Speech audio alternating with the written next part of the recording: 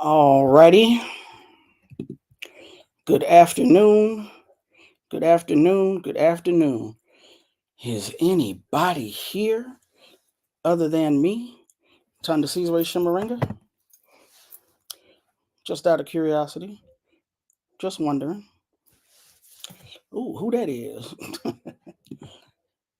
Hey, James. How are you doing? Greetings, Serena. How are you? Greetings, Arthur. Greetings, Manny. Oh, okay. My bad. Y'all coming. Y'all was waiting to see if I was going to show up. Huh? Y'all here. All right. What's up, Manny Nile? What's up, the Jamon M? What's up, Sugar Shan? What's up, Rouse Pasta Sauce? What's up, Ito Etta?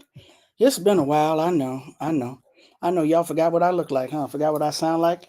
Forgot I even existed. I know. It's been rough, but I'm here today. I hope y'all are doing well. Hey, Baba Zaid Muhammad. Hey, Jay Curvo. Hey, Ngonyama. Hey, all of y'all. I'm going to get to y'all in a second.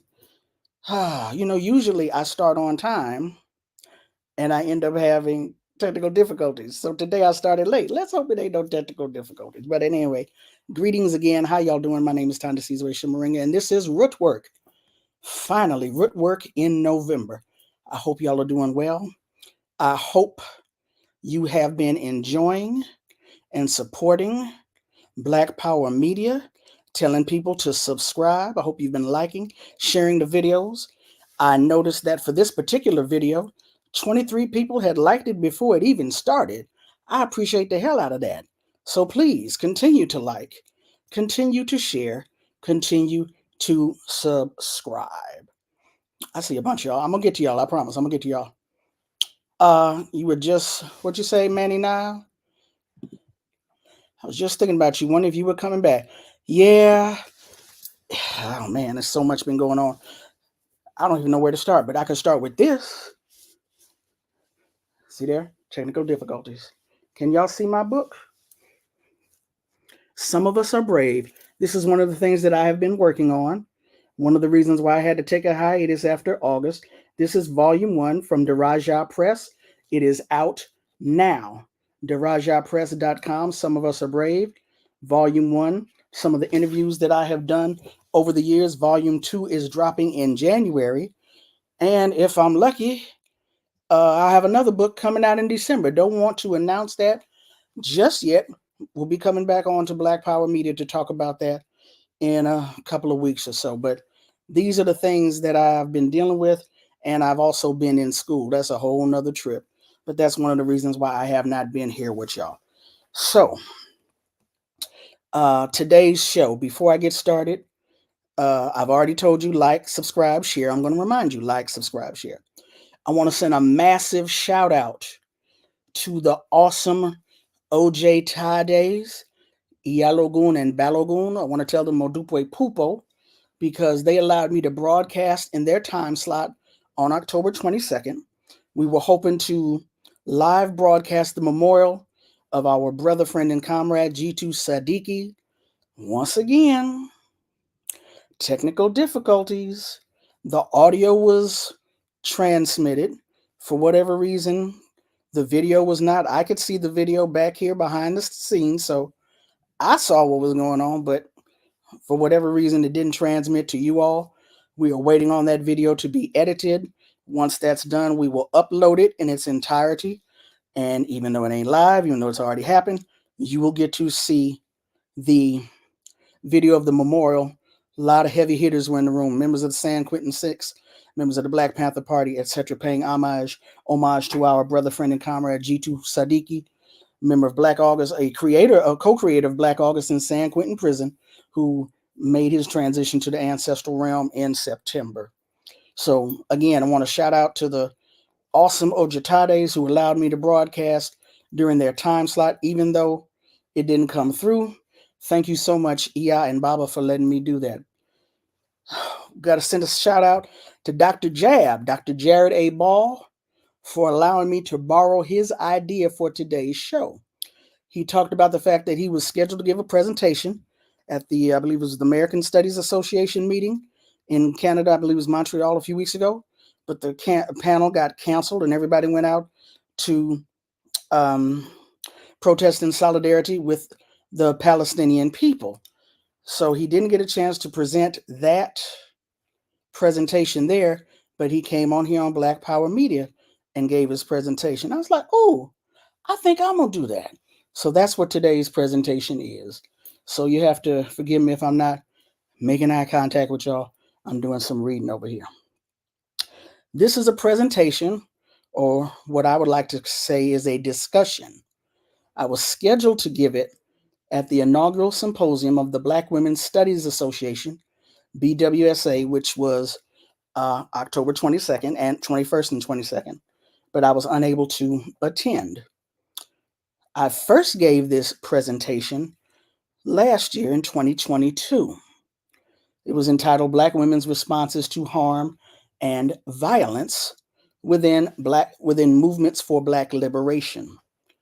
And I presented it last year at the National Conference for Black Studies 46th Annual Conference.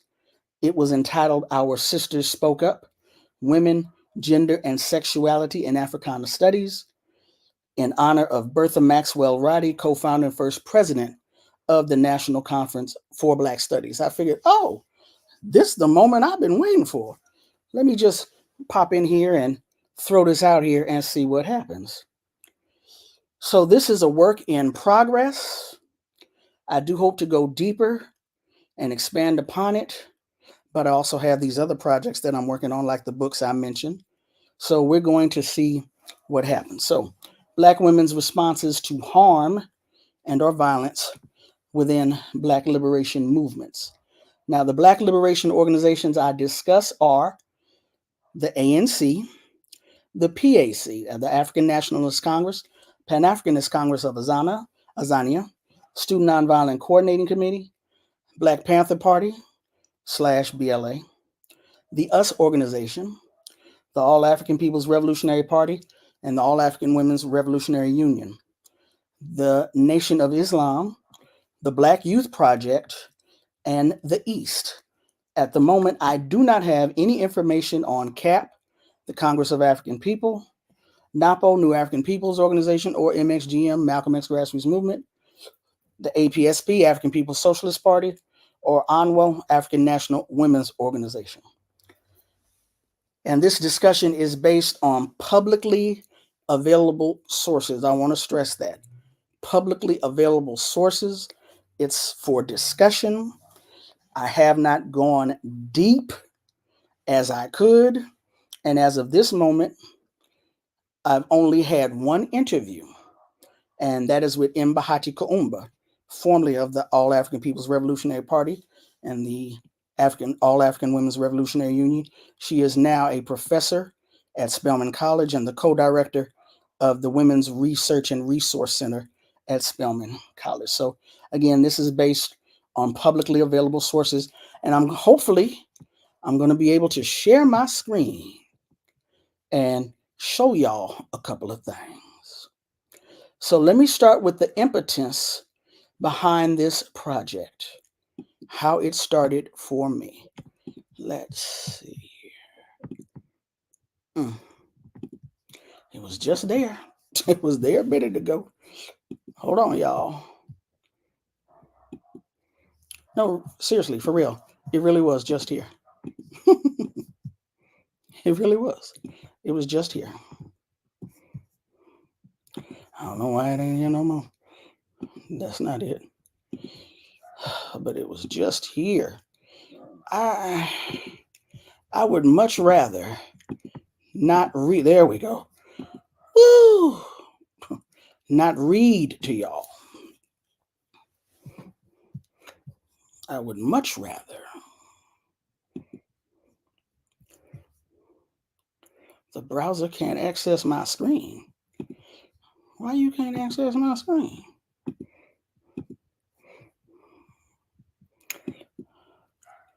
Huh. Yeah. Oh.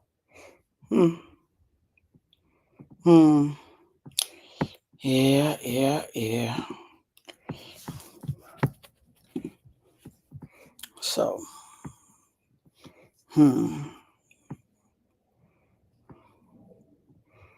Hmm.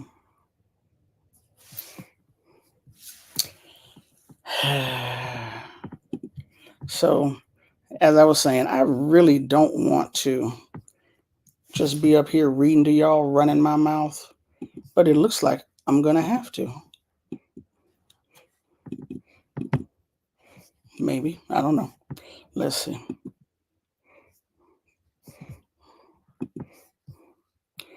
Let's see. I don't know how big this is for y'all. Y'all let me know. If you can see this, is there any way? Nope. All right. No problem. I'm not supposed to be over here on the side. What are you doing?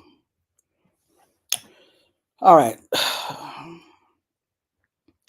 The impetus for my inquiry into this subject. This is from the 27 October 2017 issue of the Mail and Guardian. I don't remember if I read it in 2017 or if I came across it years later, but the date is October 27, 2017. This is the Mail and Guardian, which is published in Zambia. This is an article by a man by the name of Carl Collison. Women freedom fighters tell of sexual abuse in camps.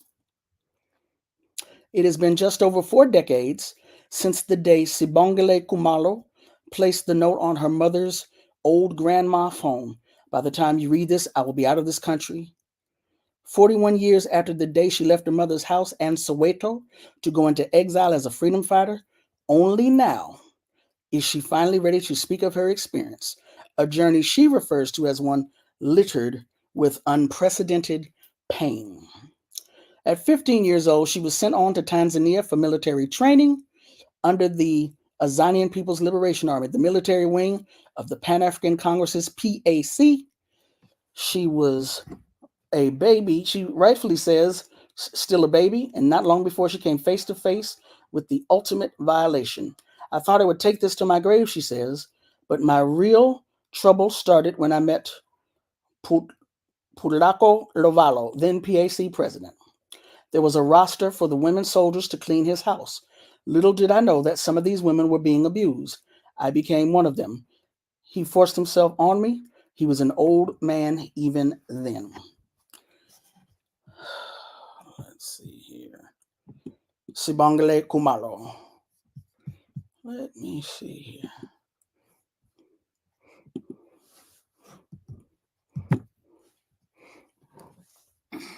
Reading from the same article.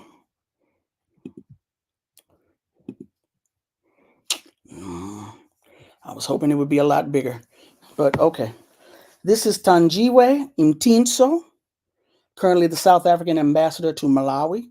She recalls her experiences as one of the few MK commanders, MK, the Umkhonto weSizwe, military arm of the ANC, Azanian National Congress. She says, we were like a rare species. We were like a rare species for the fact that we chose to join MK because patriarchy didn't expect us to join the armed struggle in general. We were really protected, but on the other hand, even those who are protecting you would, put themselves forward as possibilities.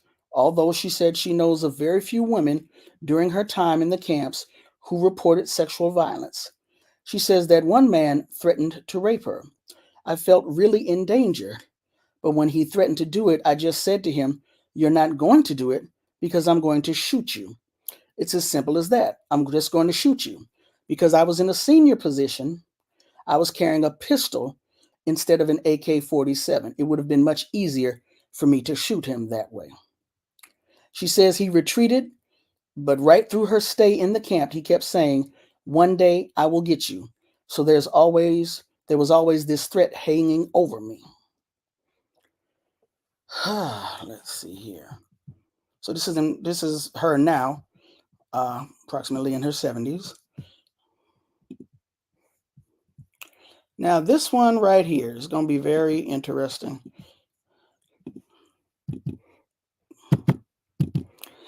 Okie dokie.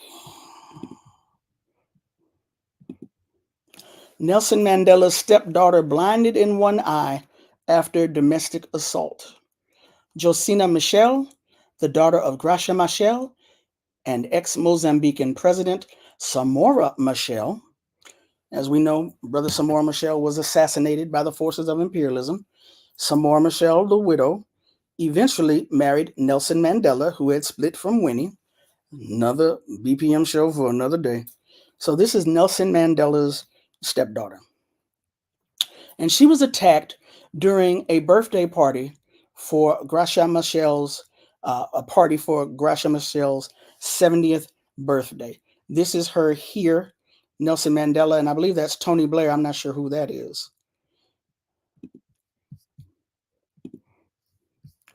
Let's see. And I believe, hold on. This is a closer picture of her now. As you can see, her right eye is no more. Now, this article that I was referring to from The Guardian, 17 November 2015. Again, I don't think I read this in 2015. I think I just came across it later on. But this one was written by Simon Allison in Johannesburg. Josina Machel, the daughter of Gracia Machel and ex-Mozambican President Zamora Machel, at the time the wife of Nelson Mandela. She reveals her boyfriend attacked her during the mother's 70th birthday, left her blind in one eye. The incident occurred in Maputo, the Mozambican capital, on 17 October. Justina Machel and her boyfriend argued after Josina said she wanted to spend the night in the family home. After insulting her, he punched her repeatedly in the face, she told South Africa's City Press newspaper. As she has started legal proceedings, this was in 2015, as she has started legal proceedings, the boyfriend cannot be named, although he is understood to be well known and politically connected. In another point of the article, she states her pain is just Her pain is just I'm not sure what that means. She felt inspired to share her story. She said, I also felt that not standing up in this fight will be an indictment on the legacy of my parents. Madiba. Papa Madiba Nelson Mandela has always defended women's rights, and my mom is the epitome of the significance of fights against injustice against women. So at this point, I have no right to be quiet and not to stand up. So reading these articles made me want to take a look at what was going on within liberation movements here in the U.S. And let me just state real quick. Josina Machel. This is going to sound elitist, and there's nothing I can do about that. It is what it is. I apologize if it sounds elitist.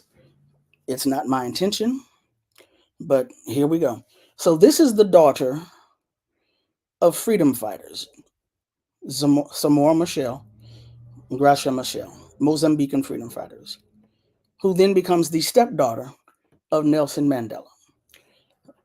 This violence and brutality, no human being deserves violence and brutality.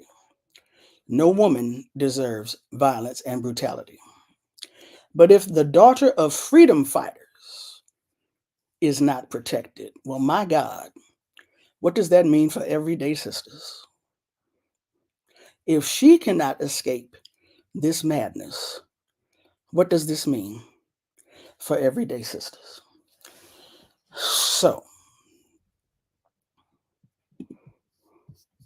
let's see here. Thank goodness this thing goes out and lets me zoom back in. All right. So we're going to start with Gwendolyn Zohara Simmons from SNCC, the Student Nonviolent Coordinating Committee. And throughout this, what I'm doing here with y'all on Black Power Media, it wasn't that long in the conference because, they don't play that. So I'm taking my time trying to expound as much. And of course, we're going to go to the chat and see what y'all have to say. What was I about to say? Gwendolyn Zohar. So SNCC. Why is SNCC considered to be, by me, a Black liberation organization? We get into this thing of, well, this is integrationist and this is nonviolent. The activities that these people participated in, they put their lives on the line and they were met with brutality, and yet they still continue to get up and fight every single day. We know in later years SNCC moved away from nonviolence. We also know that there was the introduction of Black power into SNCC. This is SNCC in the early point of its development, but I'm still going to include them. So Gwendolyn Zohara Simmons. This is from the essay Love with Accountability, A Mother's Lament and a Daughter's Postscript by Gwen Simmons and her daughter Aisha Shahida Simmons from October of 2016. She recounts this also in a book called Hands on the Freedom Plow, which talks about women in various organizations of the civil rights movement. And she also recounts this incident in Dan Berger's most recent book. And if Dan Berger is not watching, y'all don't tell Dan Berger, I forgot the name of his book. State on Freedom. The Long History of Black Power Through One Family's Journey, looking at Black Power through the lives of Gwen Simmons, Michael, and Michael Simmons, her husband. So, but again, this is the first time where I saw her talk about this back in 2016. The most painful of all sexual assault attempts endured was from a fellow SNCC comrade who I had to fight off at the 1964 Mississippi Freedom Summer Project orientation in Oxford, Ohio. This was by someone I admired, but even more painful than the actual attempted rape by a SNCC comrade was when I reported him to a SNCC official. That SNCC official was James Foreman or Jim Foreman. Now, she never names who this person was who attempted to rape her. I asked Dan Berger if she gave up the info. He said no, she only stated that he has passed on. So I guess she's going to take that name to her grave. But at any rate, she reported to Jim Foreman at the time, who was in the leadership of SNCC. When I reported him to the SNCC official, I was told that SNCC leadership did not have time to deal with a trivial matter such as this. Adding insult to injury, I was told, "Why are you making such a fuss? You should have given him some." I cried myself to sleep that night, and a few nights after, I now had to add worry about being raped by a fellow comrade, in addition to dodging bullets from Klansmen and other white racists who would vote to kill all of us who are going to be in Mississippi that summer. So, as I'm looking at these incidents of harm, I'm looking at what are Black women doing about these incidents of harm.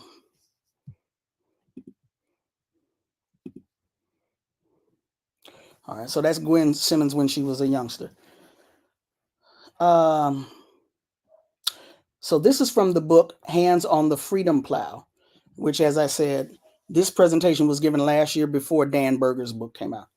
So from Hands on the Freedom Plow, when she recounts this incident, on page 29 of that book, she says, as one of the few women, she became a project director at a certain point in Mississippi. As one of the few women project directors in the state, I was particularly sensitive to sexual harassment. One of my few non-negotiable demands was to disallow all forms of sexual harassment and declare all underage local women off limits to project males. There will be one warning and one warning only. If it happened again, out you went. Given the conservative nature of the community, and I will need to gain and maintain approval, I did insist on a dress code of no shorts in the streets and generally modest dress, since the church was such a strong and respected institution in the community. We all had to attend church regularly, generally with host families. Gender relations were difficult to say the least. Relationships among COFO volunteers, Congress of Federated Organizations, were permitted, but were to be carried out in a low-key way with no public displays of affection. We have to respect them more than the community, which was very strict in comparison to the lifestyles of most of the volunteers. As a Black Southerner, I was much more acquainted with these mores and therefore insisted that my insights on these matters be respected. Somehow during the summer, page 31, somehow during the summer, I acquired a reputation of being an Amazon, which means she don't take no shit, especially off of men, and my sexual harassment policy was converted to she hates men. But some of her male colleagues did support her. Now, this is from No, the Rape documentary by her daughter, Aisha Shahida Simmons. Aisha's film No, the Rape documentary looks at rape, intra-racial rape, not interracial rape, rape within the Black community. This is Gwen Zohara Simmons, the mother, speaking. She says, I made it a point on the project to say no to sexual abuse of any kind. It would not be tolerated. To my knowledge, it was the first project and possibly the only one, certainly during the Mississippi summer of 1964, that any project had such a rule. Everyone had to go through an orientation that included a segment on sexual abuse, what it was, and then when the woman said she didn't want to go out or certainly didn't want to have sex, there's no one who had better ever try to force her to do that.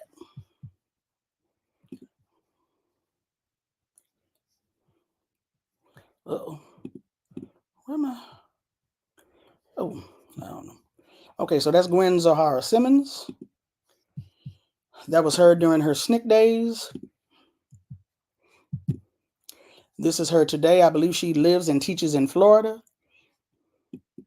And again, the newest book is Mind State on Freedom by Dan Berger, which talks about Black power through the lens of the lives and works of Gwen Simmons and her husband, Michael Simmons. Now, The Promise of Patriarchy, Women in the Nation of Islam by Eula Yvette Taylor. This is one of those publicly available sources. First of all, let me talk about why the Nation of Islam is I consider the Nation of Islam. The Nation of Islam is a religious organization. That's what they say about themselves. That's what they tell you. That's what everyone will tell you. But the Nation of Islam has first of all, how do we even meet Elijah Muhammad? He refuses the draft in World War II. He says, I'm not going to fight for you. He makes a stance against imperialism. So he may have done that on religious grounds, but those of us who on the political left love somebody who takes a stand against imperialism, whether it's conscientious objection or not. But at any rate, that's how we first meet Elijah Muhammad. The Nation of Islam has always stood for self-reliance, has always stood for doing for self, has always talked about Black people cleaning themselves up and having pride in themselves, even though they call themselves Asiatic. Another discussion for another day. They have always had this. They are never pretty much the aggressor, but believe wholeheartedly in self-defense. And again, the whole self-reliant, self-determining work ethic of the Nation of Islam, that's one of the reasons why they are our fave, even though they're problematic. So that's why I included it in here. So in the book, The Promise of Patriarchy, Eula Taylor, it gives some anecdotes from women members of the Nation of Islam about abuse and harm, but she does not go into specifics about the abuse or harm or what the women did to address the incidences. A lot of generalizations, nothing specific. So that aspect of the internal workings or lives of the Nation of Islam has yet to be divulged, in print at least, in a public source. Publicly available source. And again, we just up here conversating. We having a conversation, y'all. A Taste of Power, a Black Woman's Story by Elaine Brown. I know she's problematic. Another BPM story for another day. Elaine Brown appointed women to positions of leadership and declared those personnel decisions would not be questioned, along with developing what she describes as a feminist consciousness. Now, this is on page 368 of her book.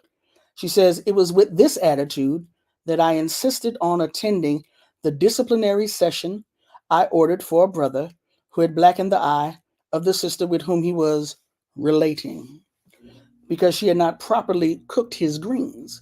It was with this attitude that I had Larry and Perkins accompany me to a meeting with my accusatory campaign opponent, in which we threatened him with bodily harm if he ever so much as spoke my name again in public. Before the campaign was over, it was this attitude that pushed me to lance a festering sore. I had not intended committing an act of vengeance. Despite my memory of the fists that had brutalized my body a few years before, there were larger issues involved when I ordered a brother by the name of Steve to Oakland." So she talks about the fact that once she got power, she went and beat a brother's ass who had put hands on her a few years earlier. So in addition to that, she put forth policies, she says, as during the time when she was chair of the Black Panther Party. I know some of y'all are chomping at the bit and can't wait to get up in here. Mama Safia Bukhari in The War Before.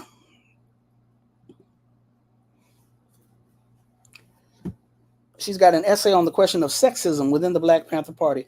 On page 57, she begins by talking about the revolutionary moves made by the appointment of women and women doing the same things as men within the Black Panther Party.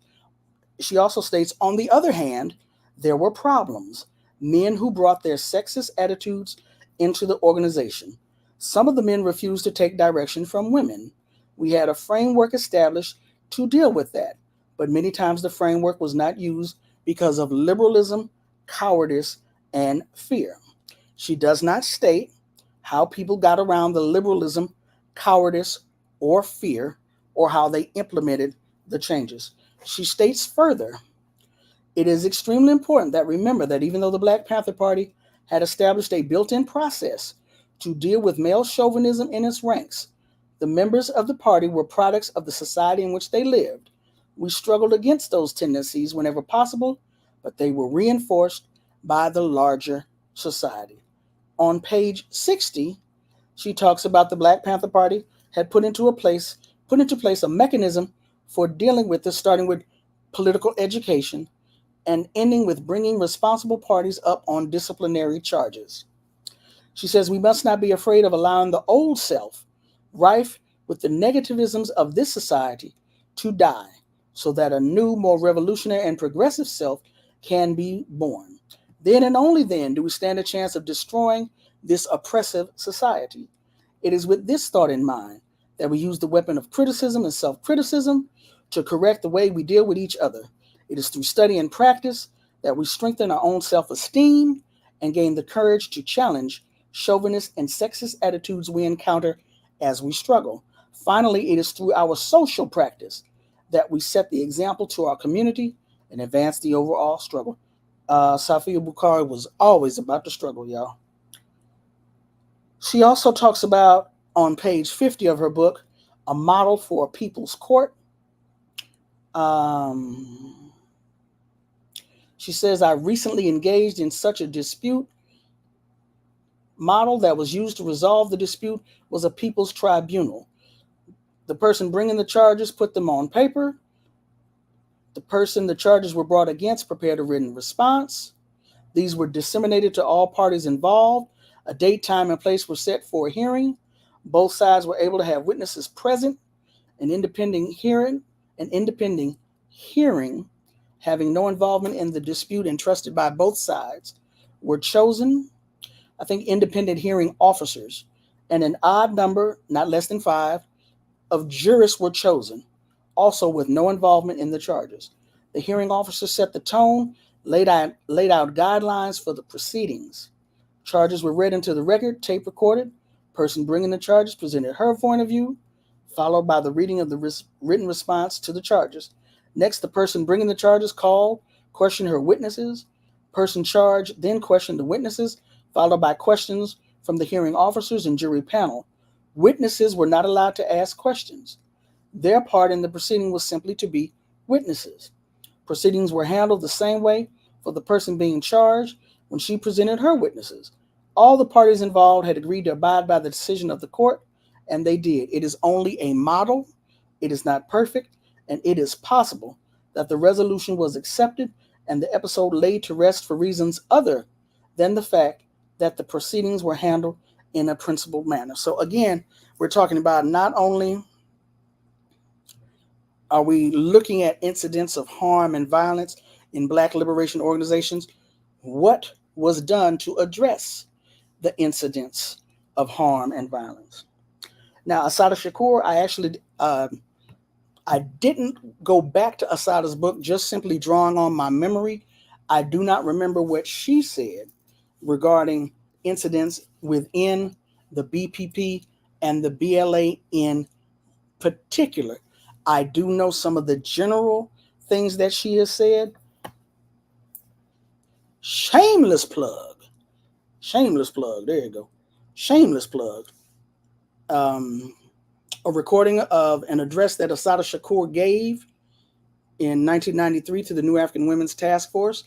It is transcribed here in full, where she talks about the fact that if there are enough Black women still around from the 60s and 70s who were members of these organizations, she says if they ever get together and start telling their stories, it's going to be very interesting.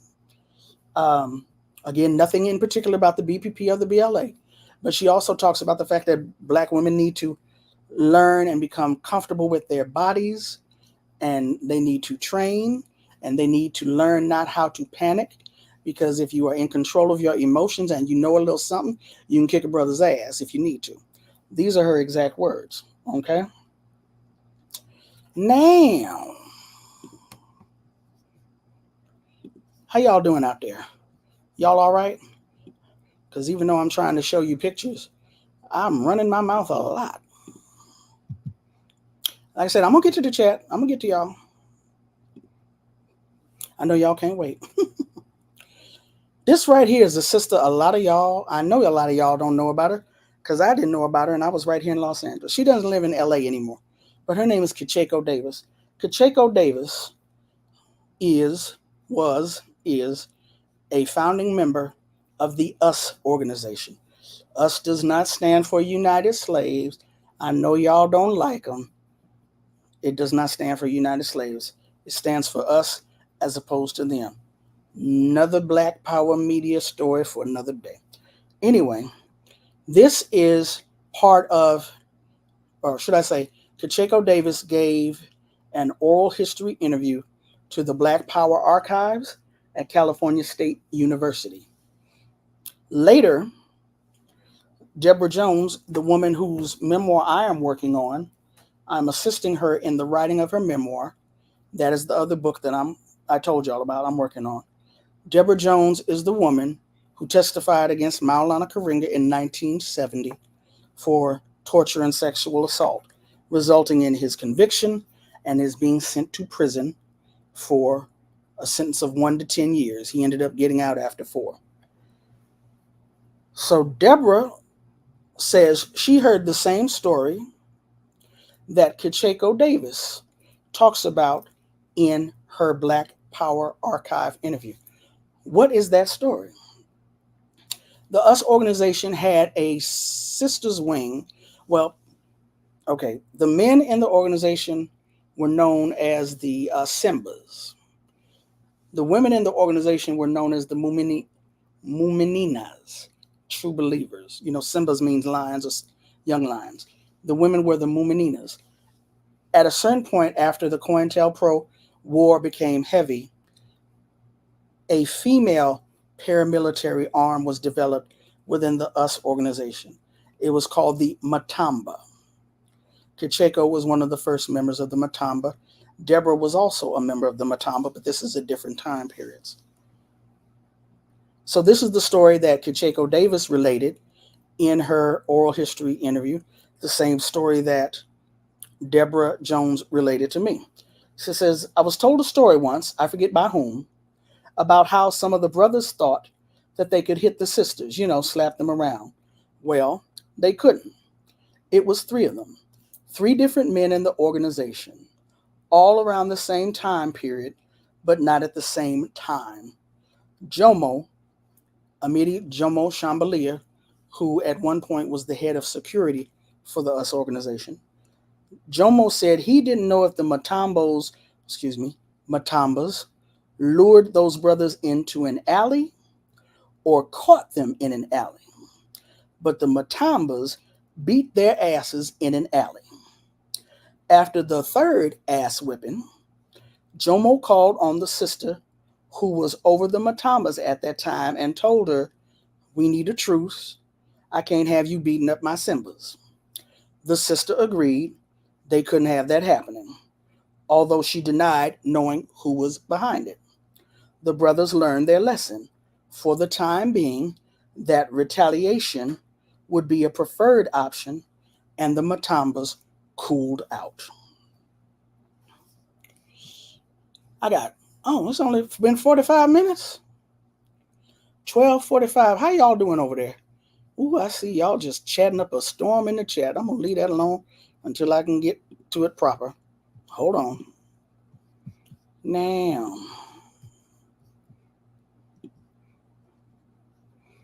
where that? Here we go.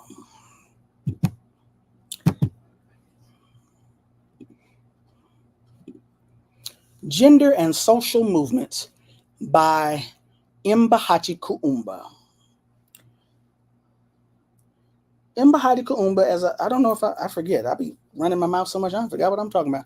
Mbahati Kuumba was a member of the All African People's Revolutionary Party and the All African Women's Revolutionary Union. I can't remember, or I do not have at my fingertips what year she was a member. You can find her on the internet. Go ask her. She is currently the associate director and a professor at Spelman College, associate director of the Women's Research and Resource Center. This is her book, Gender and Social Movements. Don't remember what year. Y'all look it up. In the book, she talks about the fact that the All African Women's Revolutionary Union was created as a vehicle to address the issues of patriarchy and sexism within, one of the reasons it was created, within the All African People's Revolutionary Union. But she also says that it didn't necessarily turn out in that way. So I interviewed her to see if I could get some more information, and this is what she said. Now remember, this is about Black women's responses to harm and violence. She says, I would say in terms of physical harm, there were rumors, meaning of one couple in particular I'm thinking about, and others had abusive situations, interpersonal situations like within relationships.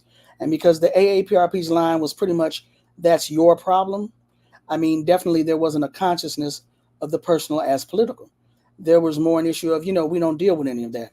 That's not part of our purview in revolution. So, I think that, I just remember there were some sisters that attempted to intervene, like on an individual level. But I would say that the AAWRU, All African Women's Revolutionary Union, formation in 1980 was an institutionalized response in that it provided a mechanism to do political education around the woman question, or, the beginnings of looking at misogyny and patriarchy and having a race, class, gender analysis. But, and this is the part where I appreciate what Bahati had to bring to this discussion.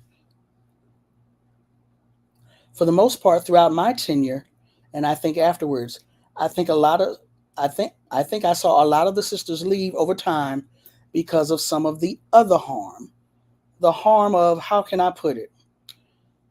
The piece of being cannon fodder, of having to at the same time that we're critiquing normative gender roles and the role of women in revolution, we're still, the women still are over the young pioneers that take care of the children and are responsible for educating the party, educating the men in the party. And I think this is like the exact language that we would use on patriarchy. So that implies, it's your work meaning women's work. It was not our work, meaning the collective work of the organization, including men. So that kind of harm, and just the harm of not seeing people's personal situations as something that the party could deal with. I think the other thing, too, is just the exploitation of not only activist labor, but reproductive labor. And that, many of the couples that may have come into the party together, the sisters would often have disproportionate work with the offspring and the family, and therefore, on a personal level, be harmed and, and overburdened. And the partner or the father or the brother would be able to pretty much be free to do whatever, have a lot more a lot more ability to participate in the party's activities, as well as just have more freedom in general. And that would only be because of their labor being subsidized by the exploitation of the sisters in the party. This other part, yeah, okay, I'm gonna keep going. I think too, the other part of that, and often being really dogmatic and hardcore, which in some of my other stuff I talked about, that's kind of violence in devaluing people's emotions and feelings and all that. You just have to shut down in order to just do your work, and don't worry about whatever those other, whether you have had or haven't had psychological or interpersonal or relationships, that's on you. And that's another form of violence I see.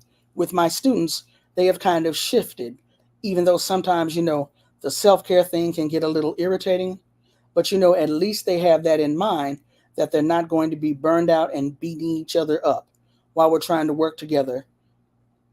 My question to Bahati, are you sure that's not just being liberal, worrying about people's feelings and that kind of stuff? Her response, oh, no, no, I think that's revolutionary. I think that in terms of when we hear Che talk about revolution being fueled by love, which is an emotion, as opposed to hatred, which is an emotion, or anger, which is an emotion. And so my view, because things like emotions have been seen as feminine and invalid, we don't galvanize consciously appreciating emotions. Okay, that was a lot. All right. Continuing on. There's a film out now. If you haven't seen it, you really, really, really, really, really, really, really ought to see it. It is called The Sun Rises in the East. And it is about an organization in Brooklyn, New York, called the East. One of the founders was a brother by the name of G2 Wayusi.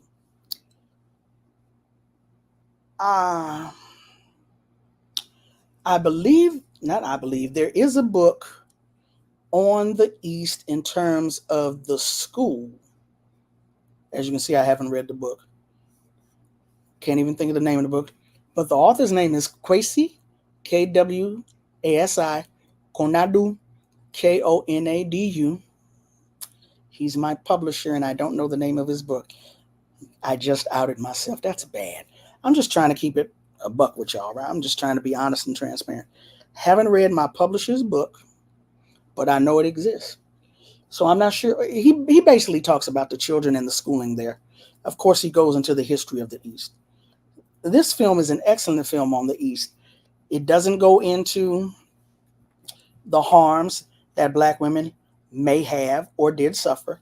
However, interestingly enough, there is a section or a couple of moments where they talk about the decision made by the men of the organization to include polygamy.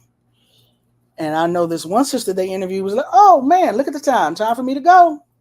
Got to get up out of here, yeah. And so at a certain point, there was struggles, and the policy of polygamy was put aside. But there's also a segment or a part in there where Brother Lumumba Bandele, who you should know, one of a longtime community organizer in New York, remember the Malcolm X grassroots movement, he says that in terms of those, he was a child coming up in the East. He says in terms of the polygamous households, the children, and I'm paraphrasing because I don't remember his exact words, watch the film and you'll see his exact words. The children, it seems like the children received an extra dose of love and support, but he's not sure what that meant for the women who were in those relationships. All right, moving right along, moving right along. We coming to the end, coming to the end. Kind of, sort of coming to the end. So I talked earlier about the Nation of Islam and why I included it in here. This is an organization called the Black Youth Project 100, primarily located in the Chicago area. And the reason I included the Black Youth Project is because they have come on the scene in the wake of Ferguson and Black Lives Matter. And despite what has happened with the founders of Black Lives Matter, whether we're talking about right now or looking at the trajectory of the murder of Trayvon Martin, the murder of Mike Brown, coming to up till today, the potential of this movement and the numbers of young people in particular who were galvanized, who became involved, and who are still involved. Even just the fact of, you know what, we ain't with BLM no more. We doing our own thing under new names and what have you. So the chapter is still being written. The book, the movie is still being written on this new iteration of youth activism. Am I keeping hope alive? Maybe, who knows? I don't know. But I'm including them anyway. Okay. So this is their statement of November 28th, 2015. We have been made aware of a sexual assault allegation involving a BYP 100 leader. As an organization rooted in a Black queer feminist framework, we take reports of sexual assault extremely seriously. When this allegation came to our attention, we immediately embarked on our accountability process. We are committed to seeing it through. The BYP 100 member has been placed on a mandatory membership hiatus. BYP 100 has initiated a course of action involving both parties to assess next steps. Our next steps will be centered in a transformative and restorative justice process rooted in compassion, accountability, and a belief that no one is disposable. We ask that throughout this process, that no one resorts to victim blaming, conspiracy accusations, or any other defamation against the intentionally unnamed party. But in Wikipedia, he was identified as Malcolm London. In 2015, London was arrested for and targeted by and arrested by the Chicago Police Department for leading a protest. He was falsely accused of punching an officer, and after a night in Cook County Jail, all charges were dropped. At the height of his public visibility, London was called out for sexual assault by a woman he shared space with when he was 18 years old. Shortly after this call out, he entered into a 15-month-long community-led transformative justice process to make amends for the harm he caused her. Since then, London has been publicly accountable for sexual harm and remains very vocal about teaching young men and boys about consent, ending gender violence, and pursuing efforts to challenge performative and toxic masculinity. I forget, as of last year, that's when I wrote this. I don't know what Malcolm London been doing since then. The point was that this is what this youth-led organization said, this is how we are going to handle this situation. And the BYP 100, you can find them, you can ask them, can you tell us more about this process? Has anybody else acted up? What's going on, etc. So that is all that I have. Again, I don't have anything from the Congress of African People, New African Peoples Organization, Malcolm X Grassroots Movement, African People's Socialist Party, or African National Women's Organization. So what are the ways that Black women in particular have responded to harm and violence within these organizations? They have told leadership, they have become leadership, they have implemented processes with others, physical retaliation. What is missing from this equation? Black men are missing from this equation. Black men have to organize themselves around the issues of patriarchy and harm and violence, how it affects women, and how it affects themselves. Because as our beloved now ancestor Bell Hooks taught us, patriarchy is not only deadly for black women, it is deadly for black men also. I'm tired of running my mouth. All right. So, again, that was a presentation I gave last year, was supposed to give in October. Didn't give it. Said I'm going to do it here on Black Power Media. Shout out to Dr. Jab, Jared A. Ball. Dr. Jab, Jared A. Ball. I borrowed the idea from him. Do I need to tip on over to the comments now? Because I see there was a troll somewhere up in there.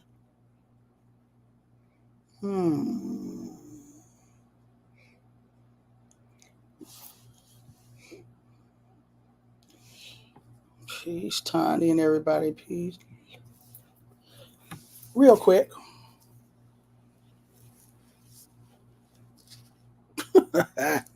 Yes, some of us are brave. Some of us are brave. Interviews and conversations with Sisters on Life, Art, and Struggle, Volume 1. That is available from Daraja, D-A-R-A-J-A, darajapress.com, independent press based in Canada, soon to be available on Amazon.com. Now, let's see. Me too, Marley. You got the notification on Rootwork, but not on BPM? Really? Okay. Michael T., Community Control Now, Louisville. These stories must be told if we're ever going to defeat patriarchy inside and outside of the movement. Agreed. August 3rd Collective. How you doing? Freeland. That's why reading Stand Up, Struggle Forward is important. Sanyika Shakur essay on patriarchy is beautiful. Stand Up, Struggle Forward. Sanyika Shakur, Monster Cody, his last book. You need to get it. You need to get it and you need to read it.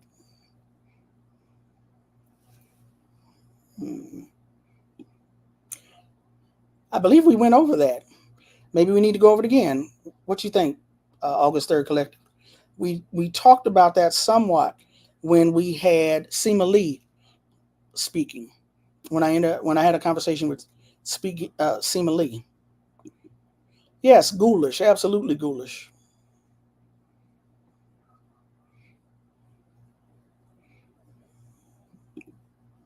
Hey, Baba Zaid Muhammad, my dear warrior queens and comrades, I'm so terribly sorry for this despicable behavior by some of our male comrades.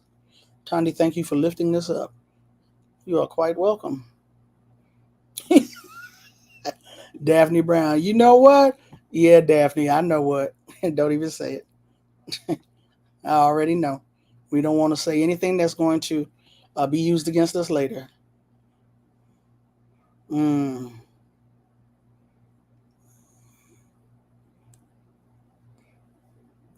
Let's see. Don't say there was rape in the Nation of Islam too. Oh, Lord. I didn't say that there was rape in the Nation of Islam. I said harm and violence. I do not have, from this particular book, which, what was the name of it? The Promise of Patriarchy. Eula Taylor, who is one of our wonderful historians, basically looking at the question of, okay, now why are y'all going into the Nation of Islam? What is it that you see about this that you like? And, talking with various women over the years. Again, they don't go into specifics, and she doesn't, and neither do the women. And they don't go into specifics about how they dealt with the harm. But you can tell that something has happened and something rectified it, whatever that means. Again, the story on the inner workings of the Nation of Islam, women in the Nation of Islam, has yet to be told.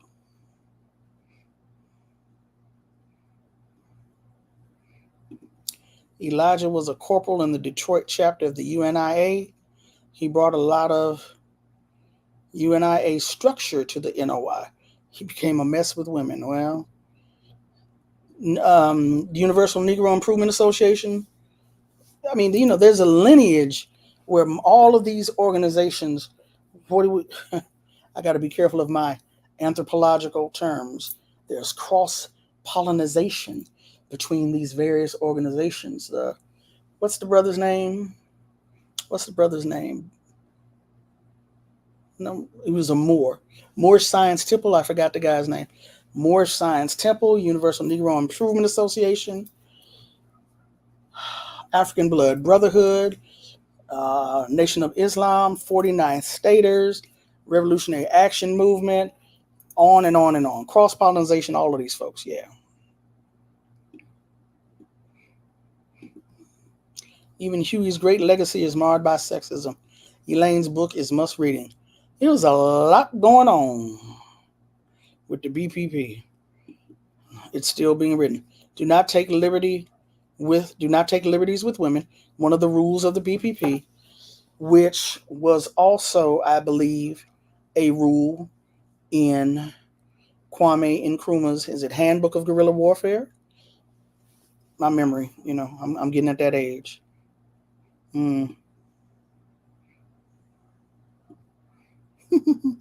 We did not get these brothers from revolutionary heaven. No, we didn't.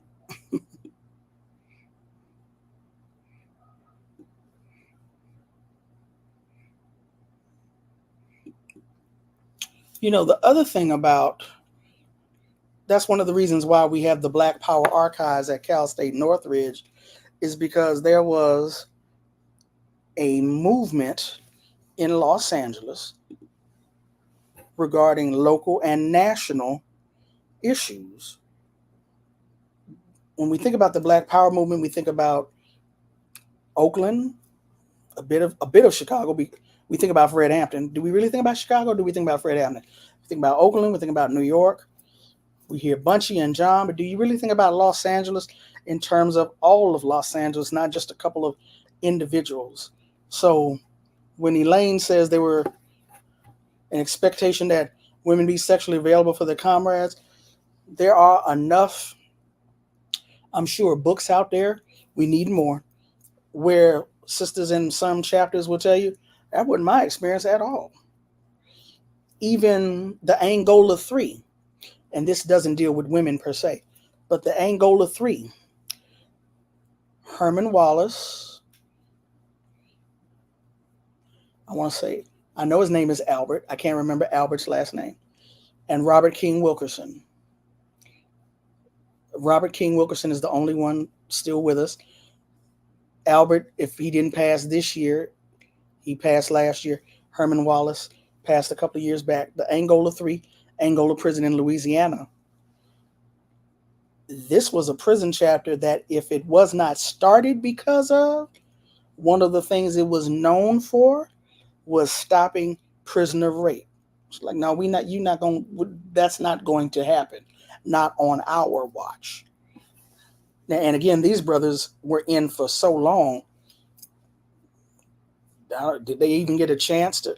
They never to my knowledge, got a chance to get out and practice the principles of the Black Panther Party that they had internalized in prison on the streets. But that Angola prison chapter of the BPP, they was like, there will be no rape while we are alive. That's not going to happen.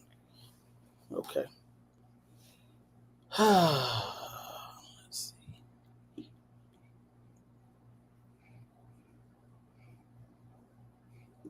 Yes.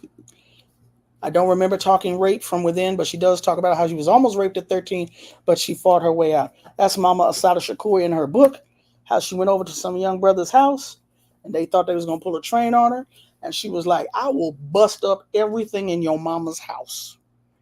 Leave me alone and let me go. And she was able to get out.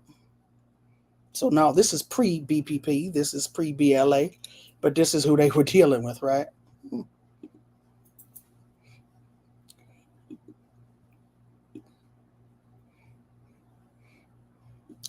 Blood McCreary, shout out, rest in peace. Ancestor Blood McCreary echoed Asada's take on the women, important grasp of armed self-defense training. I think it was Baba Daruba who said on one of, if it wasn't a BPM show, is I mix what I like. Said Asada could shoot better than most folks. So yeah. Hmm. Skeptical Mantis Channel 10. If I remember correctly, Safia Bukhari wrote about being pressured to sleep with a local Panther leader. She described it as political pimping. I don't remember that one. Hmm.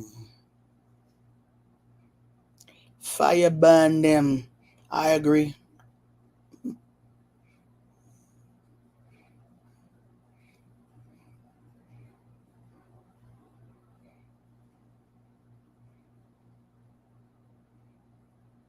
Okay, I don't know what you talking about. Hold on. Uh-oh. Shoot out in the comment section. Hmm. Shoot out in the comment section.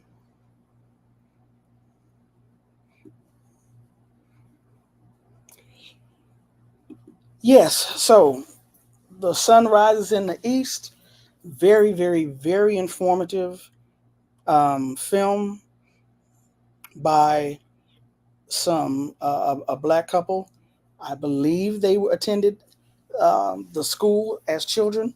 I believe that if they didn't attend the school as children, of course they benefited from the work.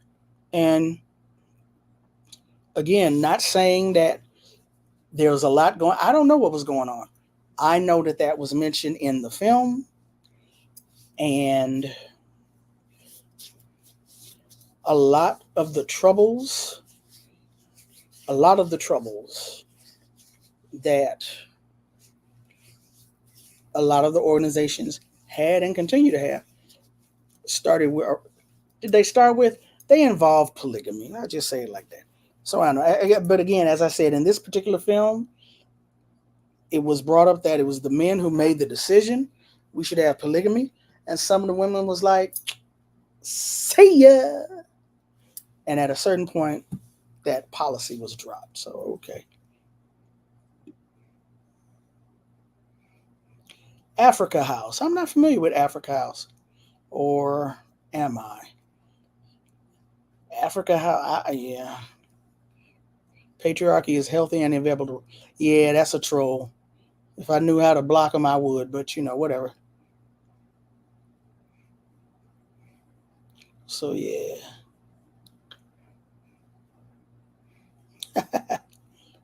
yeah. I don't think I can. Where is it at? Whole streams about black oppression, no trolls. Talk about harm to women and they come out the woodwork. Yeah, because one of the reasons why is because it's a sore spot, and it's the kind of the thing. It's the kind of thing that people grasp upon. Ooh, let me get that. What's the wedge? It's a wedge issue. It creates a division, and people look for that to create division. I had I had talked about this was in response to those alphabet people, uh, the ones who are descended from this institution, and as opposed to descended from African people, they're descended from an institution. And I was saying how this was a post I had made back on Twitter. I said, the FBI paid an informant. One day we'll talk about the difference between informant, provocateur, agent. The FBI paid somebody to infiltrate a writer's workshop, and he ended up burning down their new community center, a writer's workshop.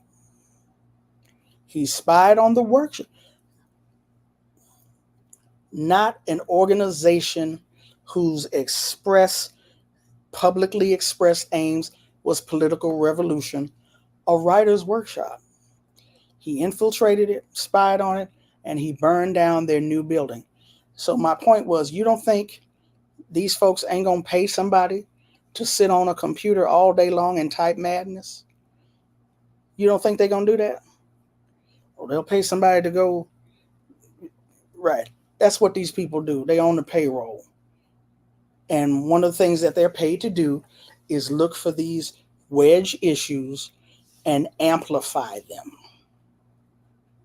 which is why, anything that's dealing with sexuality or women, because we live in a white supremacist, patriarchal society, heteropatriarchal society.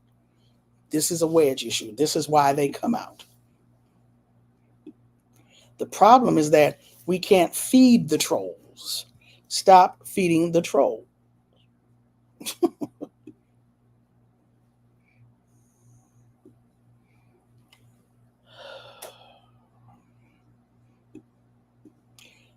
I would like to know more about the Black Youth Project rectification process.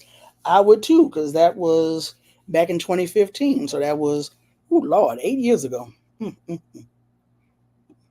So yeah, we need an update.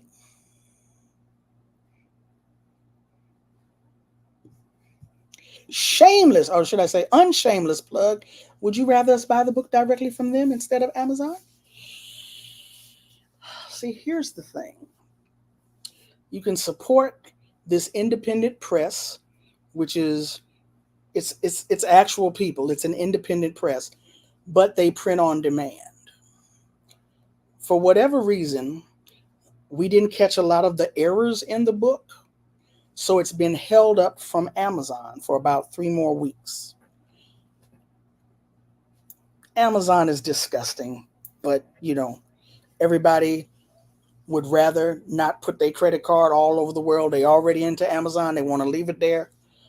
I don't, yeah, buy directly from the publisher, but you might get some errors in your book.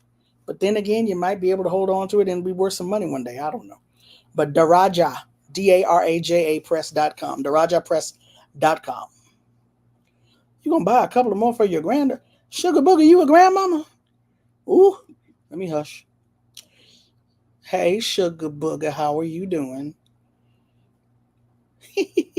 Who are all these trolls up in here who ain't got nothing to do, who typing from their mama's basement? Because they're not independent brothers with their own place. They at their mama's house or a girlfriend's house. Got the nerve to be talking about women. These are probably some alpha male Kevin Samuel, not rejects. What they hurt because their daddy done died. Kevin Samuels is dead. Anyway. Why do you want to be men? You are stupid. Shut up. uh,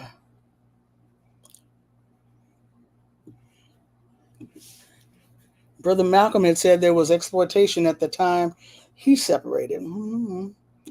Probably. Man, okay. You know what? Noble Drew Ali was one of the name. Well, actually, yeah, I think Noble Drew Ali, and Deuce Muhammad. You have to forgive me. My Moorish history is lacking. But yeah, so I was just speaking in terms of the Moorish Science Temple, these predecessor organizations, when we talk about lineage, where people come from.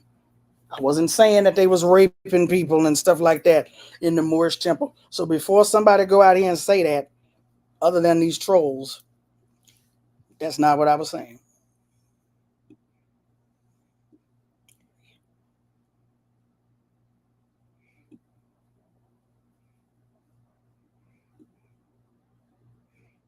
Now, I do agree with you that these organizations all believe in the Abrahamic faiths as well.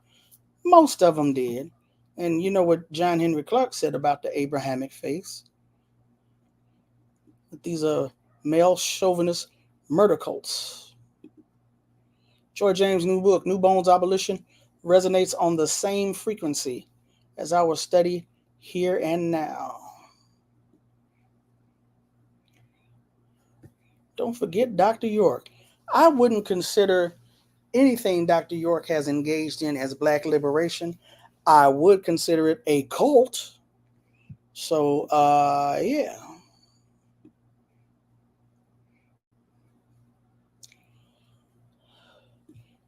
Thank you, Albert Woodfox, Herman Wallace, Albert Woodfox, Robert King Wilkinson, the Angola 3.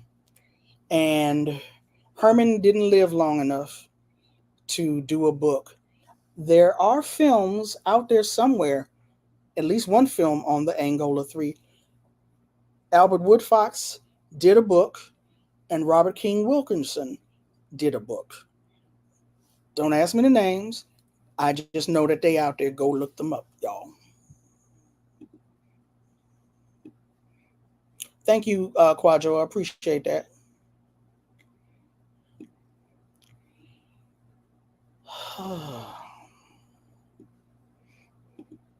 Do not take liberties with women. I think this quote was taken straight from Miles' Red Book. In my opinion, this rule is too vague. There should have been a deeper explanation of abuse, consent, coercion.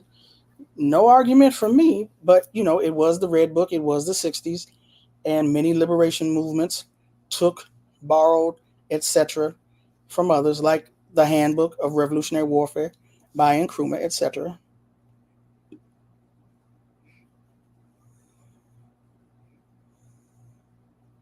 There's a BPM Discord.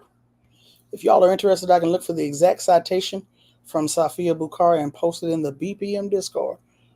Well, I'm behind. All right.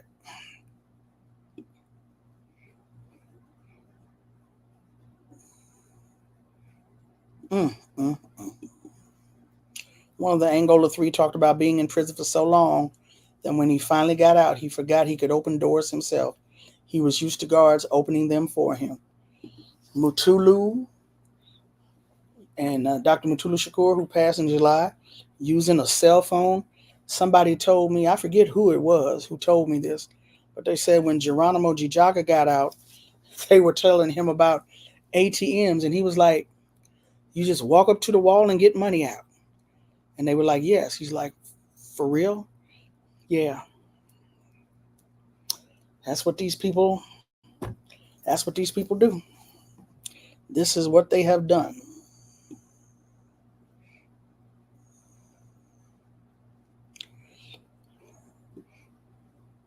Mm.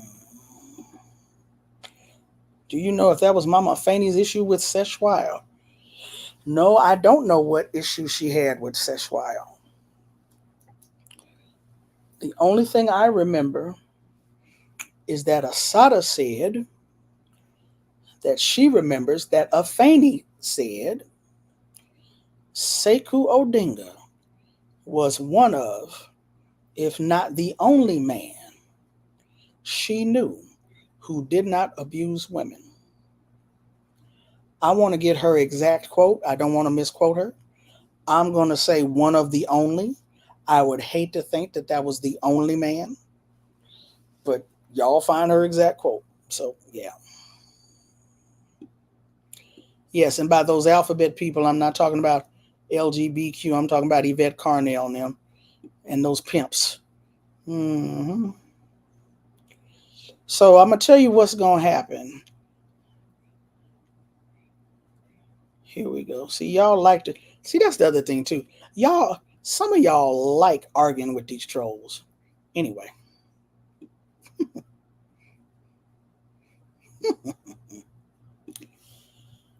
The party had a policy of free love. I called it political pimping. One of the Panthers decided he wanted to sleep with me. I was brought up on charges of refusing to sleep with him. We need the page number. But at any rate, so here's the thing. This is what I want to tell y'all real quick. Because y'all know I be having these issues with the technology. I would love to know how to boot and block these people, but I'm afraid of destroying anything. So what's going to have to happen is, because I've been here going on almost 90 minutes, y'all know Mr. Arthritis be inserting himself into my life, and he knocking at the door. So what that means is I'm going to have to end this.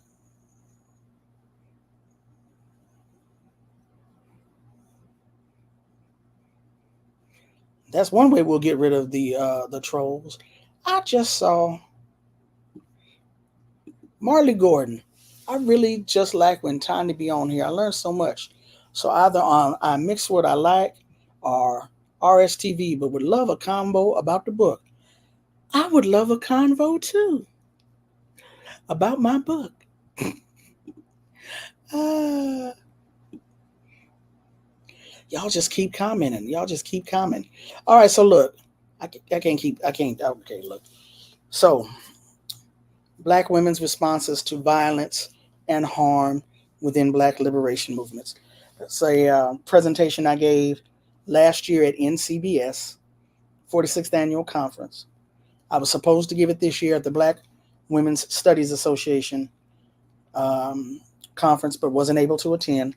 So, taking a cue from Dr. Jab, Jared A. Ball, I decided to bring it to y'all here on Black Power Media because I hadn't seen y'all in so long. So, I want to say I'm back. I'm around. Y'all ain't gonna see me weekly. And as you can see, I had scheduled this for 9 a.m. today. I couldn't do it. I was tired. So it's 12 o'clock my time, 3 p.m. y'all time. I don't know what's a good time for y'all. I don't know. So I'm just here. And if you're not here with me live, you can always catch it later on uh, as a replay. But yeah, those are the organizations. Again, publicly available sources. Some of this is still being written. The chapters, the stories are still being written, still being told, and they need to be told so that we can move forward. We're talking about liberation for all of us. How can we move forward with liberation and we're keeping one half or halves, whole segments of our population within a different type of bondage, a different type of oppression? How can we do that? We cannot do that. We're fooling ourselves. We're lying to ourselves. Even worse, we're lying to our people if we do not address these types of issues as we're moving forward. So that's my contribution to attempt to get us to move forward. Appreciate y'all. To hell with you trolls. Please continue to like, continue to share, continue to subscribe. When you subscribe, you're supposed to get a notification saying such and such is coming on to remind you to tune in. Because it's a lot of madness out here. You don't need to partake of that. Just come on over to the BPM channel and get your full. All right? Y'all still over there commenting. Oh, that's right. Y'all ain't really here for me. Y'all are here for yourselves. So I'm going to go on and stop. And y'all can continue your little party in the comment section. I know how y'all be. I know how y'all be doing. It's all good. But no, appreciate y'all. Love y'all. Thank you so much. Thank you, thank you, thank you, thank you, thank you, thank you so much. I'm not sure what my next show will be, but hey, if you subscribe, you get a notification when it comes, right? All right. So, um, mention books. Folks put things in the chat, and maybe I'll put together a book list, some type of notes for y'all later. We'll see. But as of right now, I'm gonna go on and get out of here. So y'all stay safe. Take care of yourselves, and I'll catch you later. All right. Peace.